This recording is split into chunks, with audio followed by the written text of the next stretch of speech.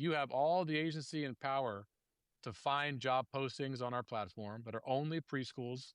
You can find job postings. You can apply to those jobs. You can search out schools on there. You can save your favorite schools. You can contact the schools directly, right? So you have the power and the control in your life and your career. The standard recruiting and staffing systems in place do not work. They're inefficient. They're not effective. They're expensive, right? And they're not geared for the ECE world. So my background in the ECE world, I know what it needs and what it means. And then since I was trained and did really well in learning about processes and process efficiencies, I was able to create, right, or see the problem in the process, in the standard process. I was able to revise and create a new process that's efficient, effective, and affordable.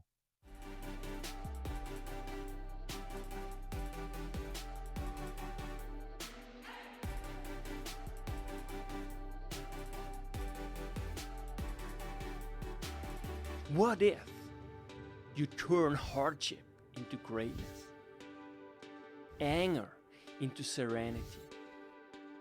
Everything changes. Okay. Make Yeah, your 30's, life 30's good for a today. masterpiece. Unfortunately, it's kind of all I have. Okay. Yeah. Welcome, I'm Yannick, your host, and now joining me, Paul Buckley. Paul Buckley is the managing owner of Ratio Staffing and also the founder of Ratio Staffing, and really joins me now to discuss his incredible venture that he put in place. And if you really are wondering why preschool staffing is so important, how you can actually attract the best teachers for preschools, and what it actually does to your school and really to society as a whole, then this is your episode. Welcome, Paul Buckley, to the show. It's such a pleasure to have you, and congratulations on your journey. You have so much experience, 20 years plus of biotech and so many other things as well, and ultimately you decided to really start your own venture. So welcome and congratulations really for being who you are.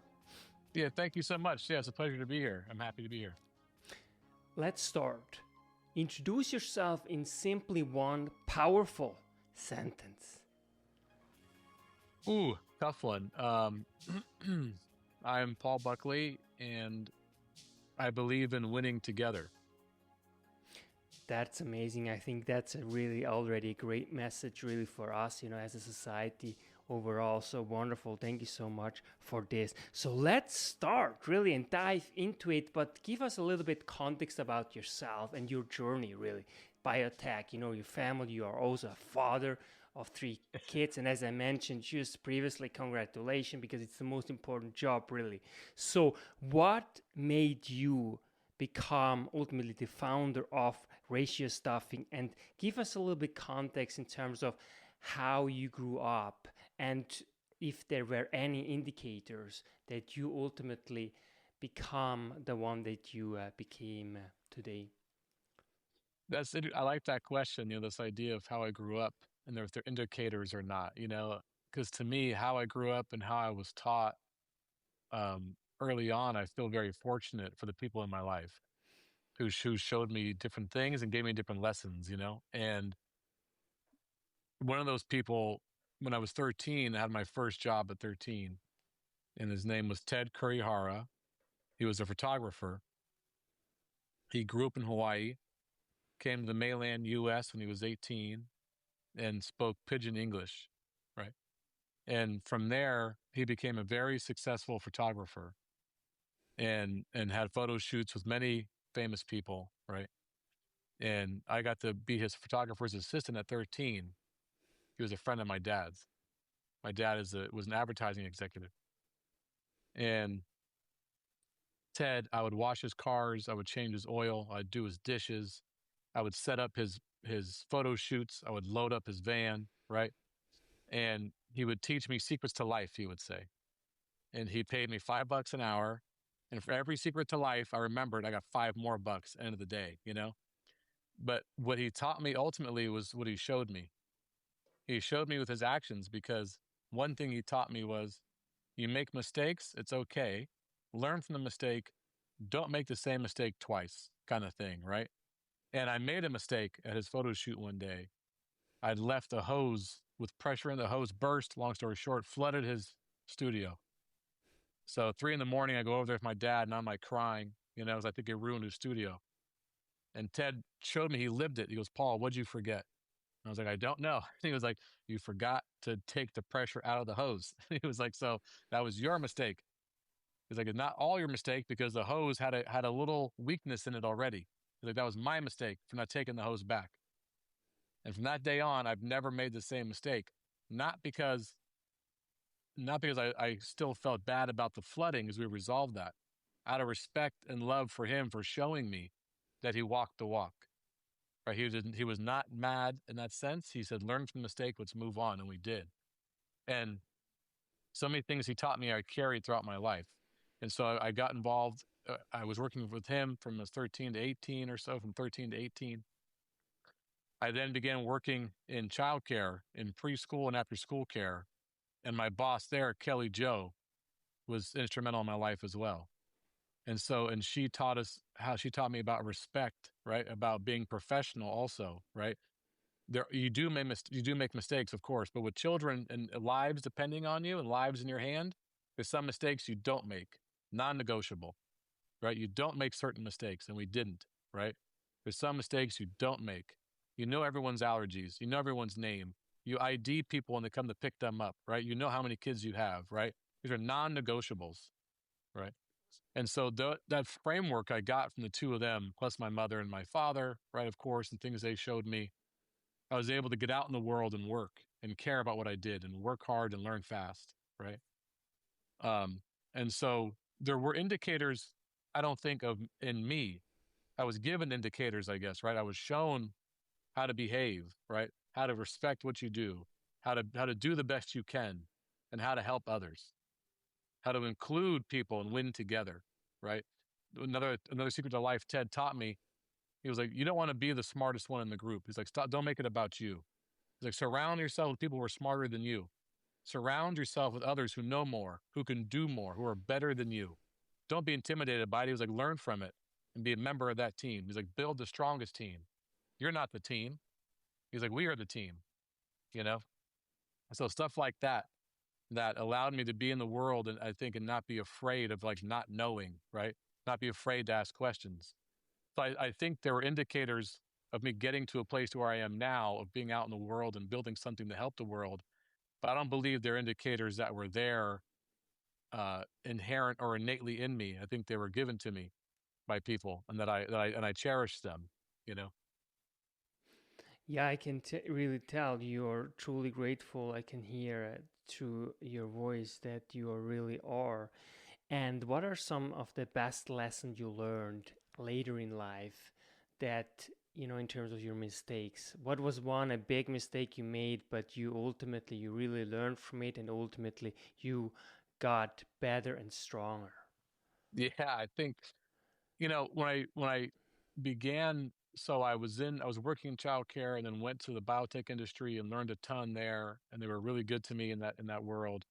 And then when I left, before we had our first son, I cashed everything out and stayed home with him for 2 years, right? And so I just stayed home with our first son for 2 years while this idea was shown to me that I do now, the ratio staffing platform. The idea was kind of shown to me by the world. And it began by me helping preschools, recruiting for them one-on-one. They would hire me as their recruiter. I would assume their recruiting burden and handle it all for them, start to finish. Early on, I made the mistake of thinking that I had to accept any work, any offers given to me. I took all the work that came, because I thought, well, it's new. I better get out there. I better show my gratitude and take the work. I can't say no. But in my heart, I knew, right, there was something missing there, because my rule of thumb was, and still is, if I don't feel comfortable with my own child being at that school, I'm not going to work with them in helping them to recruit. If they want to come to me and ask for consulting work, asking me to help them look at their school overall and be the best they can be, I would do that. So I broke my own rule of thumb, and accepted work from a couple of schools. And it didn't end well, meaning I couldn't find them any teachers who worked there because their problem wasn't a lack of teachers. There was other issues at the school, right? And I did it twice at the same time. I had two schools at the same time I should have said no to, or I should have had a different conversation with, but I was afraid to. I let fear drive it instead of principle, instead of courage, right? And so I became stronger for it because after I ended those relationships, they ended amicably. It wasn't, we had conversations, we both moved on, meaning me and the schools, But from that day on, I was reminded fear cannot be my driver. Of course, I'm allowed to be afraid. We all are afraid. Being afraid's fine. But living in the fear and the fear driving me, I can't do. I have to have the courage to face the fear and have the conversations and say no when it's appropriate. And I haven't made that mistake ever since. Right. And so I think I'm a lot better for it. I believe my relationship with my clients are, of course, much better for it. And for me now, it's a North Star in keeping my morals and my principles. And the platform now has been built and grown around that.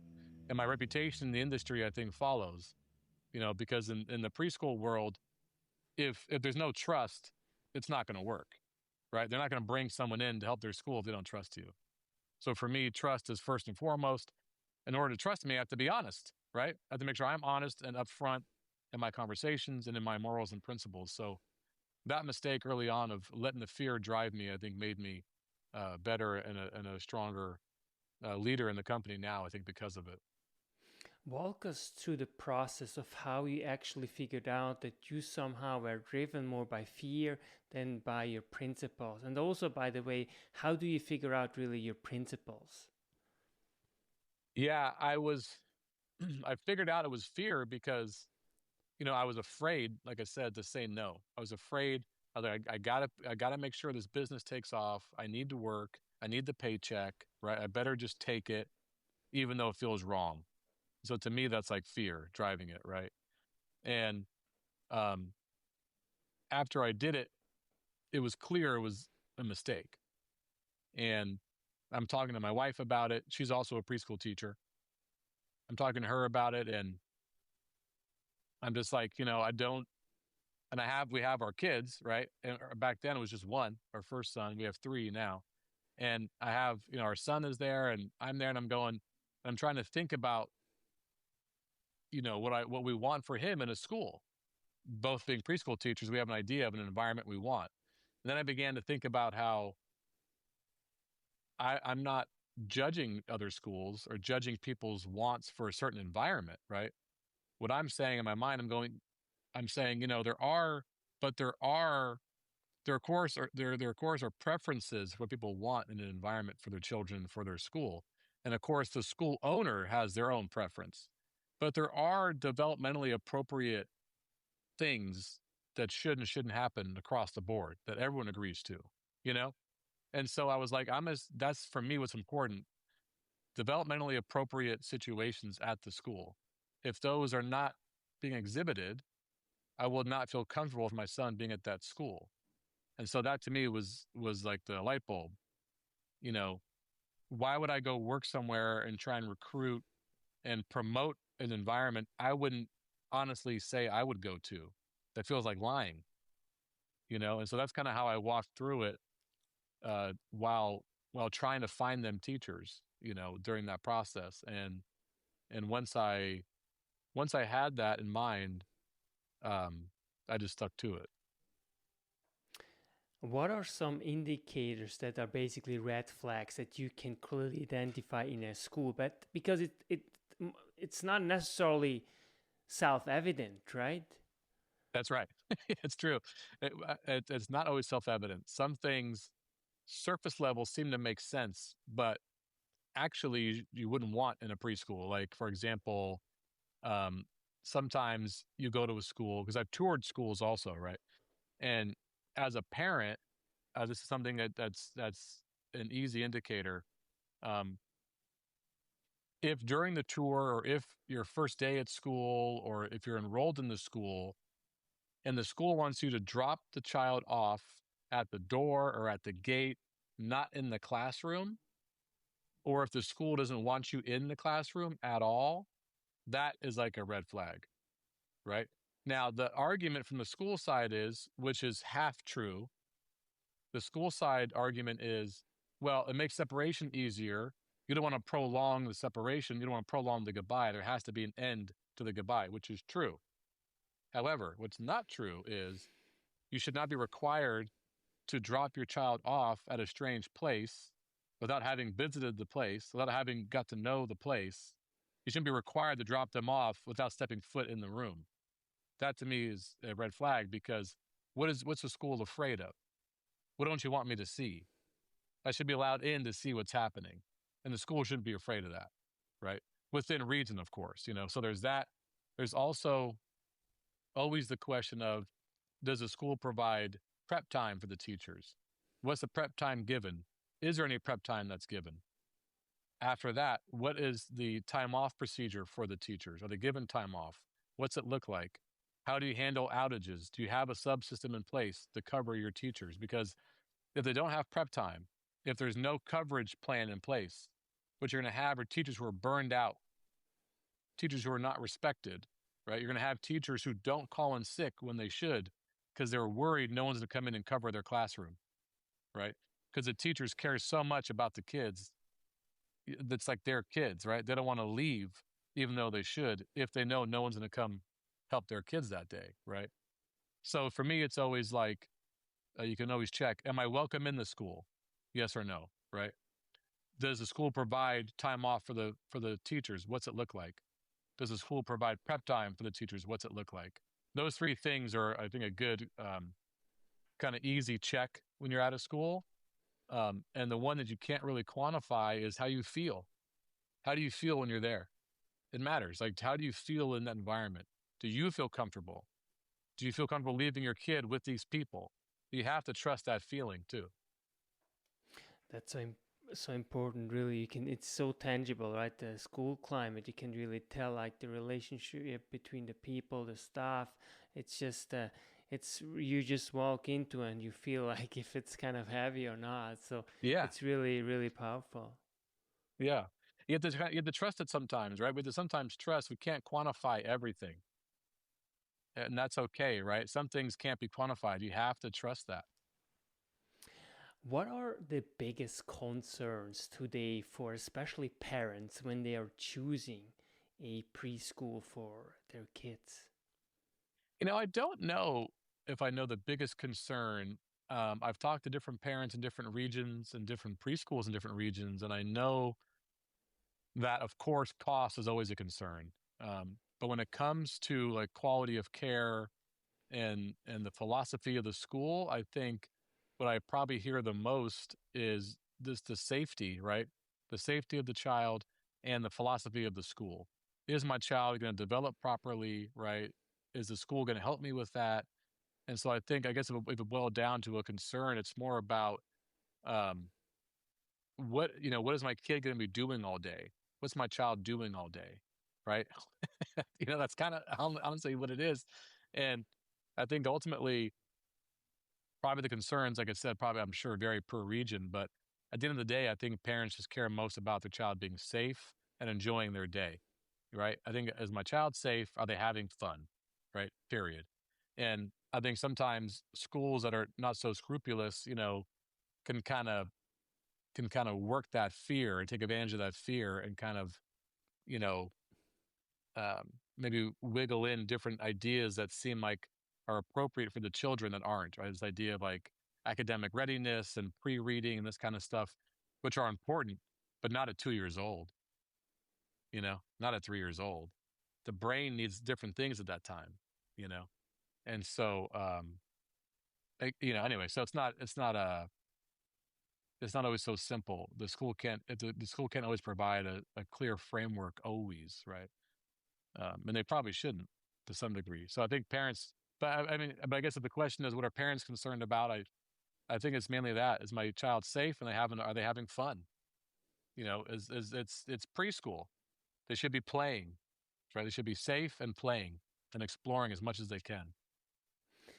Let's dig a little bit deeper into why play is so important, especially in preschool. And I think one of the big issues that we face too today is that kids, they don't really know how to play anymore. It's not like us, right? We were playing outside in the woods all the time. We had Yeah. great fun.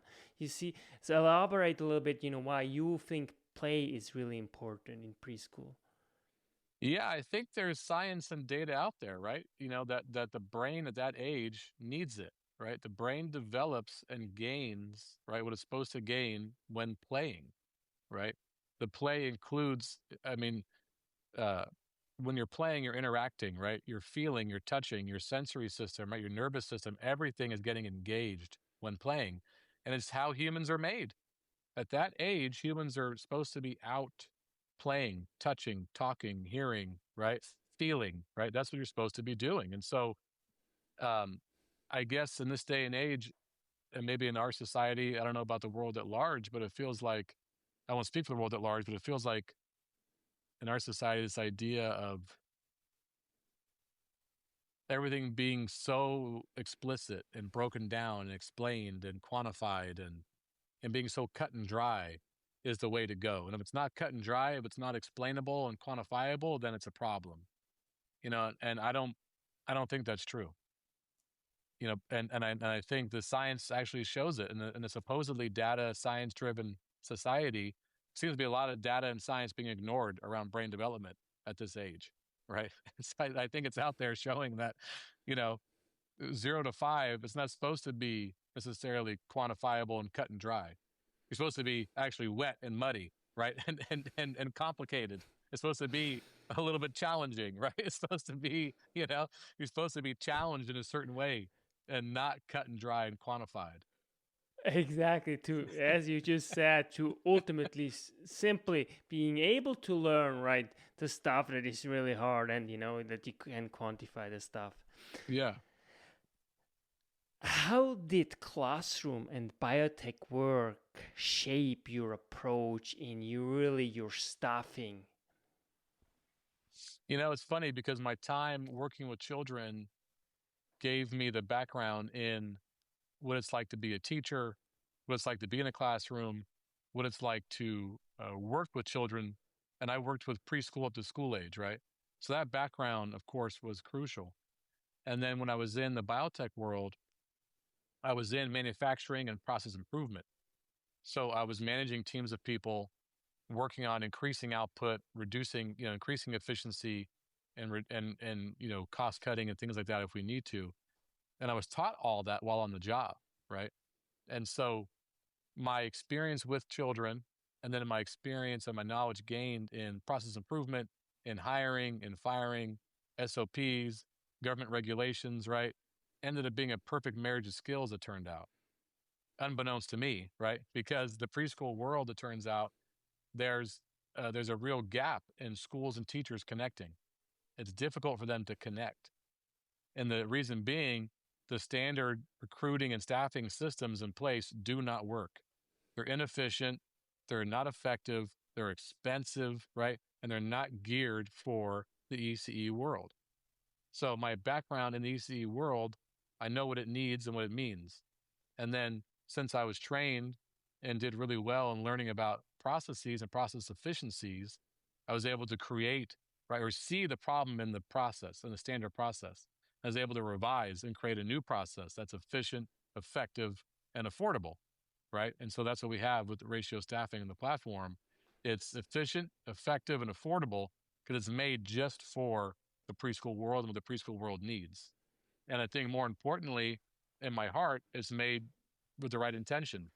I want the preschool world to be able to be connected. I don't want gaps and problems in the way because ultimately, if the schools and teachers can find each other, and if the schools and teachers have the agency and the power they deserve and they need, right? It brings calm to their day. It brings joy to the day, right? And where does all that go? That goes to the kids. That ends up with the preschoolers, right? So now we have preschoolers all over who have an entirely different day. And to me, it's like, um, my what I can do to help the world move forward in whatever small way I can, right? If I can help preschoolers have a different day, I envision all those children as adults having benefited from a different day, right? Which means we then benefit as a world, right? It's great, and I love your mission statement. Better classrooms, better care, and better future for children and educators. Now, imagine I am a preschool teacher and I'm looking for work and I want to get someone great as you to really connect me to a great school, because what you are really looking for as well, you ensure that there's a fair pay, transparency, and all those kind of things. So just walk me through, what is the very first thing you want me to do in order to get in touch with you and you set me up with a great school? Yeah, well, all you got to do is go to ratio staffing and make a profile, right? As an educator, you make a profile, we review and approve the profile, and then you're in. Then you have all the agency and power to find job postings on our platform that are only preschools. You can find job postings, you can apply to those jobs, you can search out schools on there, you can save your favorite schools, you can contact the schools directly, right? So you have the power and the control in your life and your career, right? To find that position you want. So I'm even out of your way, right? If you want to talk to me, you can. If you fill out the contact form, I will call you, email you, whatever you want, and we can talk about it. But the point is, the platform is there so the parties who matter get to make the decision that matters. Because at the end of the day, even if I bring a preschool, like I was when I was doing one-on-one recruiting, I was never under the assumption, nor the intention, nor the approach that I'm going to bring you someone you hire sight unseen. I'm going to get to know your school. I'm going to bring you teachers I feel like meet your needs. But at the end of the day, it's your choice. It's your school, right? So the school is still going to interview whoever I bring them. They're still going to vet them. They still make the decision as it should be, right?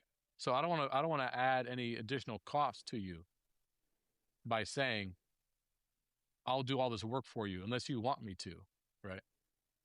So the platform removes all that middle work and therefore middle cost. Because at the end of the day, the school is not going to hire someone sight unseen. They're still going to vet them and talk to them. So instead of paying me or someone else in between, review them on your own, contact them on your own, right?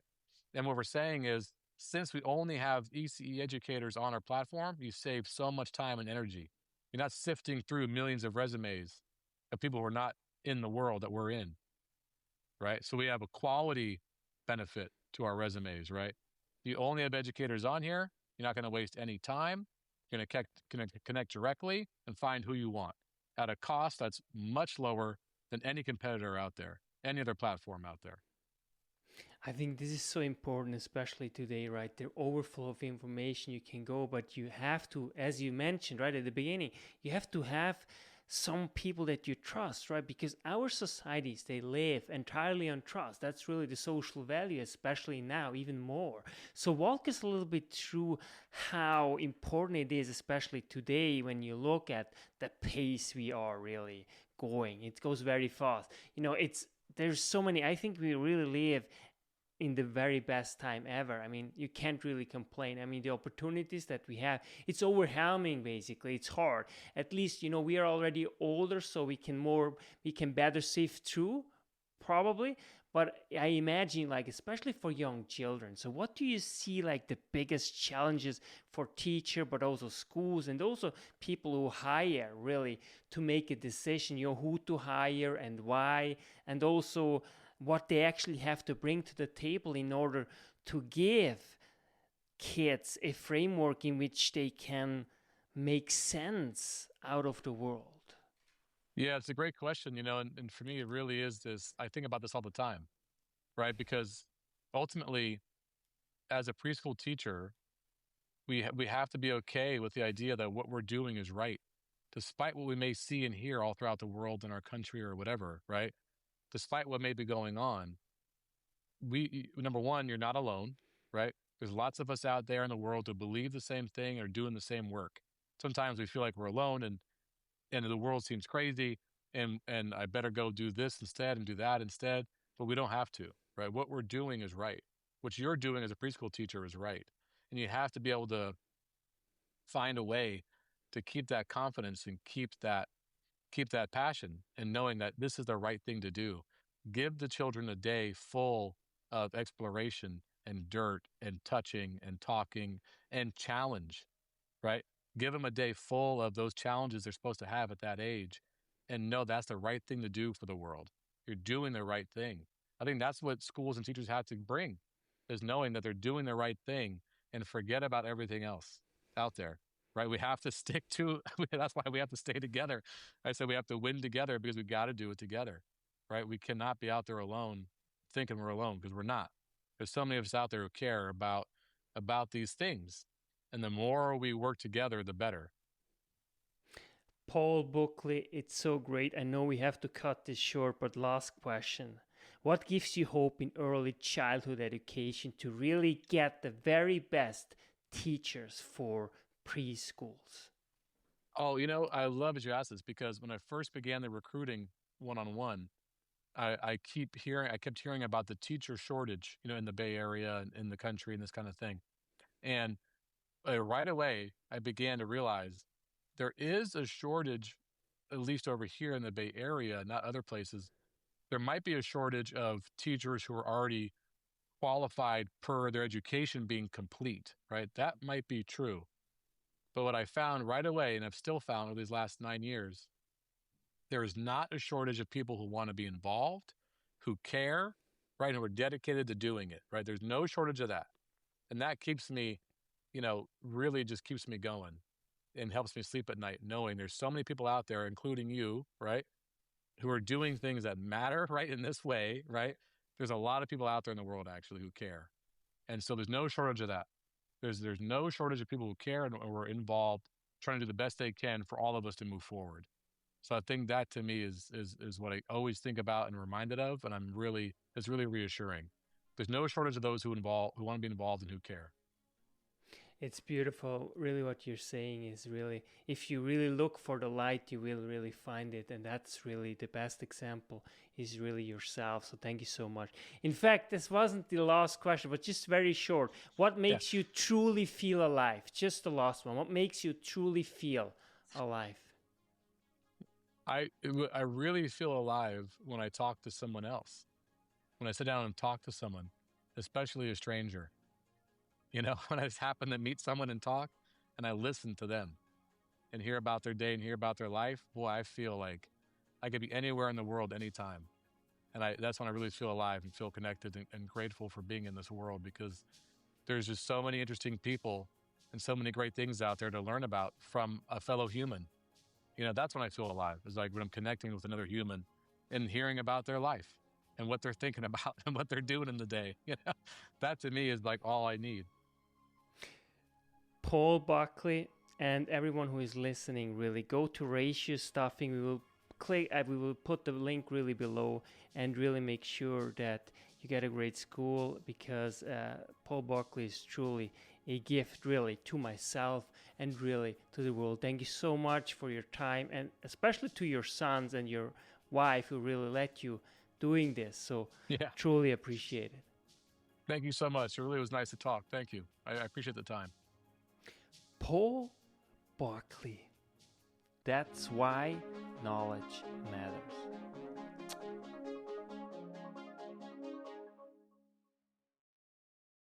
Make your life a masterpiece. Visit now programs.the-ykm.com.